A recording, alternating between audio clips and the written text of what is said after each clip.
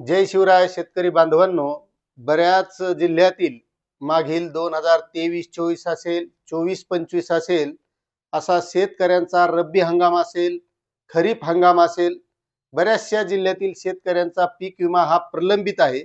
त्यामध्ये काही जिल्ह्यातील शेतकरी हे कोर्टामध्ये गेलेले आहेत. त्यानंतर कोर्टाने आदेश दिल्याच्या नंतर पीक विमा कंपन्यांना सुद्धा आदेश देण्यात आले.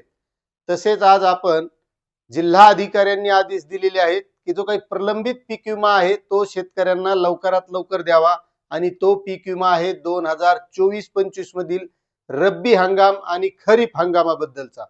तर त्या शेतकऱ्यांना हा दिलासा मिळणार आहे, त्याबद्दलची आपण सविस्तर माहिती तर घेणारच आहोत. पण तत्पूर्वी तुम्हाला एक छोटीशी विनंती आहे, तुम्ही जर आपल्या चॅनलवर नवीन असाल तर वेणुगंगा शेती योजना या यूट्यूब चॅनलमध्ये सर्व शेतकरी बांधवांचं मी स्वागत करतो. तुम्ही जर नवीन असाल तर चॅनलला सबस्क्राईब करा, व्हिडिओला लाईक करा आणि जास्तीत जास्त शेतकऱ्यांना ही माहिती शेअर करा. आता यामध्ये एक महत्त्वाचा मुद्दा आहे पुन्हा, की बरेच जण कमेंट करतील की पटकन सांगित जा, मुद्द्याचंच बोला. तर एक लक्षात घ्या शेतकरी मित्रांनो, डायरेक्ट असा पीक विमा आला आणि ह्या खात्यात गेला त्याच्या खात्यात गेला असं तर काही सांगता येत नाही. पण याची थोडीशी जी काही पार्श्वभूमी असती ती सुद्धा ऐकणं गरजेचं असतं. कारण बऱ्याचशा जिल्ह्याचे जिल्हा अधिकारी खूप चांगलं काम करतात, शेतकऱ्याच्या बाबतीत चांगले चांगले निर्णय घेतात आणि मग तो निर्णय त्यांनी कोणत्या विषयावरून घेतला याबद्दलची थोडीशी का होईना पार्श्वभूमी आपल्याला माहीत असणं गरजेचं आहे. आणि कमीत कमी त्या जिल्ह्यातील शेतकऱ्यांना तरी माहीत असणं गरजेचं आहे की आपले जिल्हा अधिकारी कोणत्या गोष्टीबाबत काय काय निर्णय घेत असतात, त्यांच्या मीटिंग मध्ये काय झालेलं आहे याची माहिती त्या शेतकऱ्यांना मिळणं गरजेचं आहे. म्हणजे त्यांच्याही लक्षात येतं की आपल्या जिल्ह्यामध्ये शेतीच्या बाबतीत नेमकं चाललेलं काय आहे. आणि तशीच पीक विम्याच्या बाबतीत जिल्हाधिकाऱ्यांनी जे काही आदेश दिलेले ते आज आपण बघणार आहोत. ते आदेश आहेत परभणी जिल्ह्यातील जिल्हाधिकाऱ्यांनी दिलेली. आता परभणी जिल्ह्याचे जिल्हाधिकारी जे आहेत संजय सिंह चव्हाण यांनी एक बैठक घेतली, कृषी विभागाचा आढावा घेतला आणि त्या कृषी विभागाच्या आढाव्यामध्ये त्यांनी या नवीन वर्षामध्ये शेतकऱ्यांचं उत्पन्न कसं वाढेल या बाबतीत कृषी विभागाशी चर्चा केली. कारण शेतकऱ्यांचं सरकार हे फक्त उत्पन्न वाढविण्यावरच भर देते, मात्र शेतकऱ्याच्या शेतीमालाला भाव वाढविण्यावर भर नाही.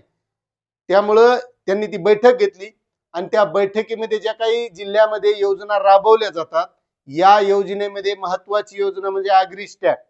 कारण बऱ्याच शेतकऱ्यांनी ॲग्रीस्टॅकच्या माध्यमातून फार्मर डिजिटल ID काढलेला नाही, त्यामुळे त्यांनी फार्मर डिजिटल काढून घेण्याचं सुद्धा आवाहन केले. त्यानंतर आहे PM किसान योजना. आता PM किसान योजनेमध्ये बरेचसे शेतकरी असे आहेत की कोणाची KYC नाही म्हणून रखडलं, कोणाच्या काही लँड सीडिंगच्या अडचणी आल्या त्याच्यामुळे बंद पडले. आणि मग नेमके याचे कारण काय आहेत, जास्तीत जास्त शेतकऱ्यांना या योजनेचा कसा लाभ घेता येईल त्यासाठी सुद्धा त्यांनी या आढावा बैठकीमध्ये चर्चा केली. त्यानंतर प्रत्येक जिल्ह्यामध्ये कृषी पुरस्कार दिले जातात काही शेतकऱ्यांना की ज्यांनी चांगलं काम केले, अशा प्रस्तावांना सुद्धा मंजुरी देण्याचं काम त्यांनी त्या आढावा बैठकीमध्ये केले. त्यानंतर सध्या एक महाविस्तार ॲप आहे जे शेतकऱ्यांसाठी महत्वाचं आहे, गरजेचं आहे. प्रत्येक शेतकऱ्यानं ते डाउनलोड केलं पाहिजे. त्यामध्ये बऱ्याचशा गोष्टी आहेत, त्यावर आपण एक वेगळा व्हिडिओ करू की त्या ॲपच्या माध्यमातून नेमका शेतकऱ्याचा काय काय फायदा होऊ शकतो, त्या ॲपच्या बद्दल एक त्यांनी माहिती दिली. त्यानंतर महाडीबीटीच्या ज्या काही योजना आहेत परभणी जिल्ह्यामध्ये राबवल्या जातात, त्यामध्ये फळबाग लागवड असेल, शेततळे असेल, शेततळ्याचं अस्तरीकरण असेल किंवा कांदा चाळ असेल, प्रक्रिया उद्योगाच्या बाबतीत गोदाम बांधण्याचं काम असेल, नेमकं याची आढावा बैठक त्यांनी घेतली.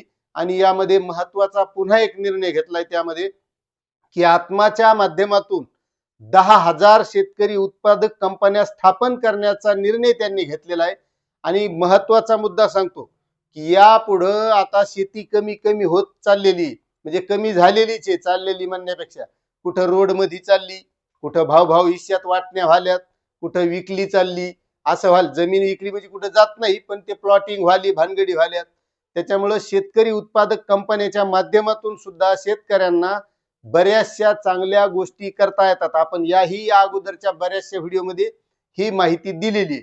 आणि तुम्हाला जर त्याबाबत पुन्हा शेतकरी उत्पादक कंपनी बद्दल विस्तृत अशी माहिती पाहिजे असेल तर तुम्ही नक्कीच कमेंट करा, आपण ती सुद्धा देण्याचा प्रयत्न करू.